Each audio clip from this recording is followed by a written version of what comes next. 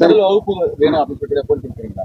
இல்ல அவங்க வந்து எல்லாரோடய சேர்ந்து இருக்கணும், தனியா இருக்க வேணாம் தான் நினைக்கிறாங்க. இப்ப வந்து குவாரண்டைன் பிளாக்ல இருக்காங்க, ரூம் நம்பர் 10ல இருக்காங்க. அங்க எல்லாரோட இருக்காங்க. அது இல்லாம வந்து புக்ஸ் இன்னைக்கு காலைல லைப்ரரியில போயிட்டு புக்ஸ் எல்லாம் எடுத்தாங்க போல. அது அந்த புக்ஸ் எல்லாம் படிச்சுட்டு இருக்காங்க சார். என்ன சொல்றாங்க சார்? உங்களுக்கு என்ன சொல்லிட்டாங்க? இல்ல இந்த வழக்கு வந்து பொய்யான வழக்கு.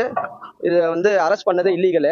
அது இல்லாம அவங்க சம்மன் வந்து அவங்க கொடுக்கவே இல்லையா. போலீஸ் அரெஸ்ட் பண்ணும்போது நாங்க உங்களுக்கு சம்மன் கொடுக்கோம்னு சொல்லிருக்காங்க. சம்மன் வந்து சென்னை அட்ரஸ் காமிச்சு விட்டுருக்காங்க போயஸ் கார்டனுக்கு. பட் ஆனா அவங்க வந்து ஷூட்டிங்காக ஹைதராபாத்ல இருந்திருக்காங்க. அதே மாதிரி அவங்க ஆப்ஸ்கான்லாம் ஆகல.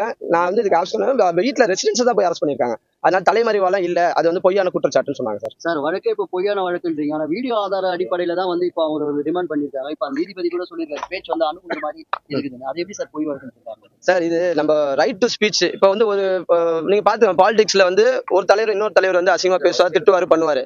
அந்த மாதிரி யதார்த்தமா இவங்க பேசுறதுதான். பட் குறிப்பிட்ட ஒரு சமுதாயத்தை வந்து இவங்க வந்து குற்றச்சாட்டோ இல்ல வந்து அவங்க மேல வந்து ஒரு இதுவோ கிரட்ஜோ கிடையாது அவங்களுக்கு.